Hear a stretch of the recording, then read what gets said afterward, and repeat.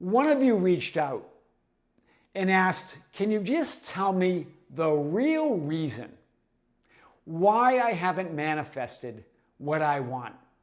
What is the real reason that I haven't manifested my dream life? I've been told by so many the reasons why I haven't manifested what I want. And these reasons are all over the place, from limiting beliefs and blocks and things about healing my past and doing self-concept work, or doing this process or this affirmation, or that I haven't done this yet, or I shouldn't be thinking or feeling this, and I should be thinking and feeling that. All of that I've been told. Can you just tell me once and for all, what is it? What's the real reason? Well, we're going to talk about that today and more. The real reason your dream life and everything you want and desire hasn't manifested yet is this. Just one thing, and here it is. You haven't assumed and accepted the identity of the version of you already living your dream life, already having everything you want and desire. That's it. It's that identity, that conviction, that certainty, that decision to be that version of you who already is living that life, who already is and has everything they want and desire. That's all. That's the only reason. And what is it? It's a decision. It's a choice.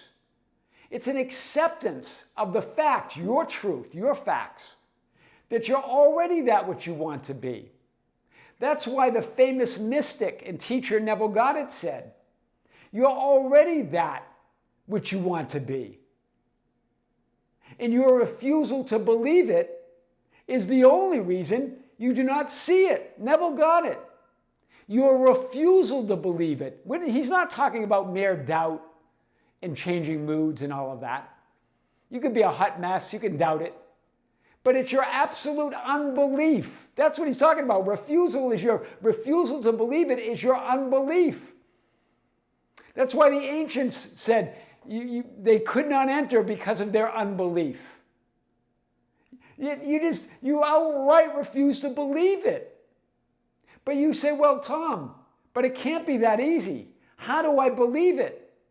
But belief is a decision. What's the decision? The decision to be aware of yourself as awareness, to contemplate yourself as already being and having that which you desire to be and have. You believe what you are aware of. That's what belief is. You believe what you're aware of. And you are awareness itself. So it's a decision to be aware of it. And what you are aware of, you believe. And what you believe becomes your truth. And your truth becomes your reality in your entire life experience. Wow. Everything else, the processes, the techniques, all these other ideas, are just mere permission slips. Permission slips to be given. Concessions to be made. Conditions to be met for you to finally assume, accept, and be aware of already being that identity and version of you for whom and through whom all your dreams are coming true. That's all. You might say, well, I know, but I've got to imagine it. I've got to convince my mind. I've got to convince the universe or God that I'm that person. But none of that's outside of you. You are the one divine mind. You are the universe. You are God. There's no one to convince but yourself. It's not your mind accepting it, it's you. It's your non-acceptance. It's your refusal to believe it. No one and nothing else. In other words, it's for you to finally make the decision to believe it. So if you believe in these concessions, these permission slips, these conditions, okay, so be it. But none of it does anything. None of it is source or creates anything. All of that talk about the healing and the processes and all of that does nothing. You're the only one. You're the source. It's only your decision. You might create a reality that healing work and that self-concept work and those affirmations and those imaginal scenes created it and moved you to accept yourself as that which you desire to be. That's okay. That's one way to get there. But it's you finally making the decision to believe it as that one divine mind. You're the center of all of it, that one conscious universal mind. All that is. Pure potential, all possibilities. And you exist in all of your lives right now, past, present, and future. In potential. You exist in all potential realities, past, present, and future. In potential. All possibilities. You're all of these. But remember, when we talk about a past life, it's just a life or a version of you that exists here and now. When we say a future life, it's a version of you that exists here and now. We create the idea of the past and future to make space-time linear sense of our non-linear, multidimensional, infinite existence is all that is. So there's no karma of a past life holding you back. There's no old identity fighting for survival, as someone mentioned.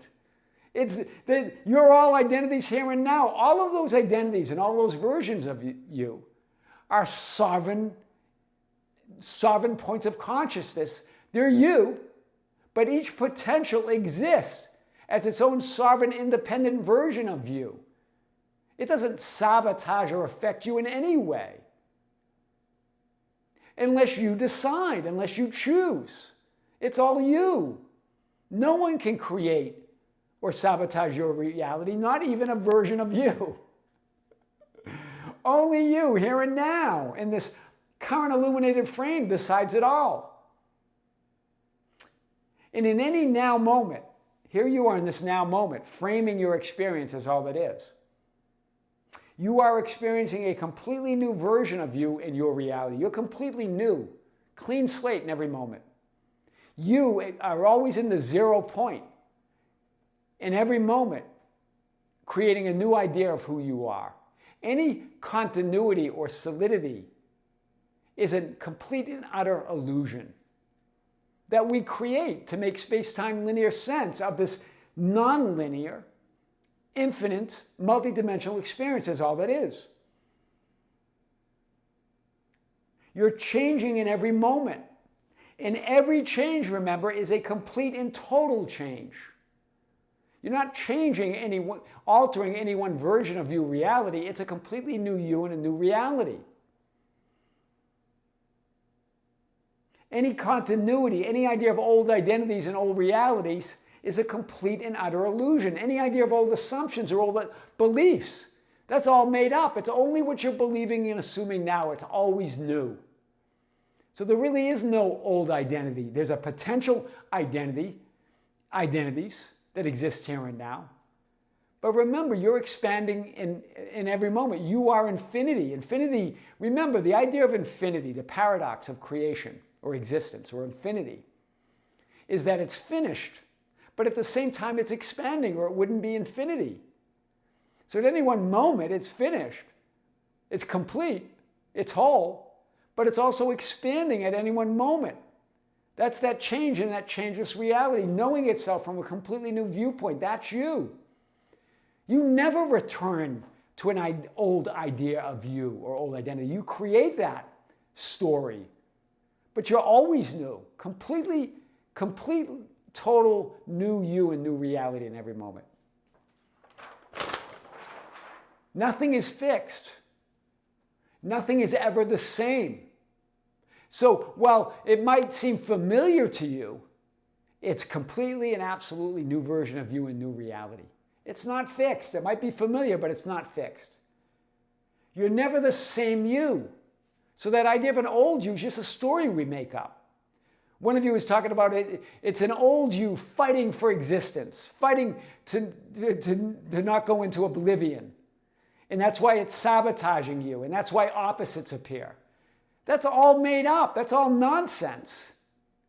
Opposites is simply another perspective, a point of view of all that is. That's what duality is. I am. And experiencing I am from infinite perspectives. You're never the same you. You're never experiencing the same old reality. Any continuity or sameness between versions of you and frames of reality is a complete and utter illusion. The version of you in your reality that you call old might be familiar, but it's not fixed. In other words, it's not the same you or same reality. It's a completely new you and new reality, no matter what the familiar idea of it is. All potential versions of you in your reality are sovereign, limitless, independent points of consciousness, freely existing as all that is. It's all you, and it's all that is. But they're not sabotaging you. They create their own reality, and you create yours. Every version of you is living their own life, their own reality. It's still you. It's still all of you, part of that greater personality. But it's not sabotaging you or influencing you in any way, unless you allow it to, unless you create that experience, because it is you after all. All probable past, all probable presents, all probable future yous and realities exist in potential here and now. And you are the superimposed version of all of them. But so isn't every other version of you the superimposed version of all versions of you. This physically focused you is potential to another version of you. Do you see? It's all potential. Everything is just pure potential experiencing itself in every moment. Nothing and no one ceases to exist. It simply changes form. Each version of you in your reality, this potential that you are, all your lives exist as potential here and now. In our sovereign, independent, limitless identities, and infinite in number, and never cease to be. So the idea that you have a past you that's fighting for existence or to not be discarded to oblivion is silly. It's just a story someone makes up. It's just you deciding in this moment whether you're going to accept yourself as this new idea of who you are or not. There's no old idea. There's just who you're deciding to be right now. It's always new. Each one of these identities or versions of you is the superimposed greater I am. Hear it, because there's no separation. Having a personalized, individualized, localized experience of itself. There's no separation anywhere. You are everything, everyone, everywhere, all at once. No one and nothing can sabotage or create your reality or any version of you in their reality, not even you. Not even the physically focused, localized, individualized you can meddle in another version of you in their reality. Think about that. It's just potential anyway. So this idea that the old you will sabotage your new you due to unfamiliarity in order to protect itself from oblivion or non-existence is complete and utter nonsense. And it's okay. If you want to believe that, those become your assumptions. And that becomes your life. There's nothing wrong with it. We all can create our own nonsense, right? I've heard that. Like, Tom, what you're saying is complete and utter nonsense. Okay, but it's mine. You could create your own nonsense. Do you see? So the reason I say this is that's limitation then. That means you're limited. That means there's some past, some karma, or past you that can sabotage or create your reality. That puts limit. I'm just saying you're limitless. That's all wherever I always start at the top of limitlessness and say, that's you. That's my nonsense. That you're limitless. You're infinitely powerful. That you can be, do, or have anything you want. That you'll never cease to be. That you are that one God in reality and source and creator of everything that you want and desire. That's where I'm at. No one and no you, no version of you, has the power and authority to sabotage or meddle or influence or create another's reality, not even if it's another version of you. Only you here and now can deny or sabotage yourself or allow yourself to be all that you desire to be. There's no other power. There's no other source. You're it. So there you are in that frame, as we've talked about. You're all of these versions, and you're having a superimposed experience, one over the other. All of these you exist as all of them. But right now you have a specific, physical, localized, personalized viewpoint or perspective, and that's changing in every moment. You're completely new in every moment. It doesn't matter what the continuity of the physical manifestation indicates or appears. That's the illusion. The illusion of getting older, the illusion of connecting frames. The continuity and solidity of that it seems like you're in a body. But that body's in you. It's all you. You are that sovereign, individualized, personalized, localized version of you that decides it all. You control the here and now frame. You're the operant power, means you're all the power there is. And all that power operates as you and through you. And you create the space-time linear experience. But you're creating who you were, who you are, and who you will be here and now. There's only now. All of those versions exist right now. And all of that collapses in this idea of a physical manifested frame. But we know that's a complete and utter illusion, that that frame is changing in every moment. Remember this quote that I've used in other videos from that non-physical entity, Seth, that was channeled through this woman, Jane Roberts, in the 1960s and 70s. And they published a bunch of books, the Seth materials. Essentially, you create your own reality. There's no other rule. This is what Seth would say, right? Your point of power is now. Here and now is your point of power. Well, this is what Seth said. You can be aware of your own greater identity. In other words, that you're always that greater identity, having a physicalized, localized, personalized experience as all that is. That's your greater identity. Even as I am, this is what Seth says. You can be aware of your own greater identity even as I am. You sit within the miracle of yourselves and ask for signs. It is your inner eyes I would open. Wow. You're already there, but we're always looking out there for the proof and evidence of who we are. You're it. You're not limited by anything out there or any other version of you or reality or life. They're all happening right now. You're all that is. The real reason your dream life hasn't manifested yet, it's only that idea. Hear it again. You haven't assumed and accepted the identity, the version of you already living in your dream life, already having everything you want, desire. When you make that decision, assumption, and accept it as your only reality, when you persist in that identity no matter what, because that's your decision about who you are now, no matter what, that's who you are. No matter what the appearances are showing you, I'm that one living my dream life. It doesn't matter what the circumstances look like or the appearances are showing you. Then it must be, because your reality, it's law. Remember, belief is to be aware. You believe what you're aware of. And it's a decision to be aware of already being that which you desire to be. That's how it's done. I am your host, Tom Kearin, and these are the studios at Be Something Wonderful, where we help you level up and become the best version of yourself. Creators, check out the Tom Kearin channel. We just released a video there.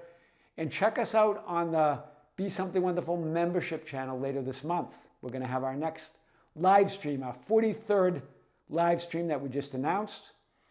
And this is where I answer your questions live as you ask them. Very powerful. We already have 42 live events available for viewing on the Be Something Wonderful membership channel, as well as dozens of other videos and exclusive content that we've prepared on that channel, and there's more coming. With great love, with great light and infinite gratitude, this is Tom here in the studios of Be Something Wonderful. Until next time, we'll see you soon.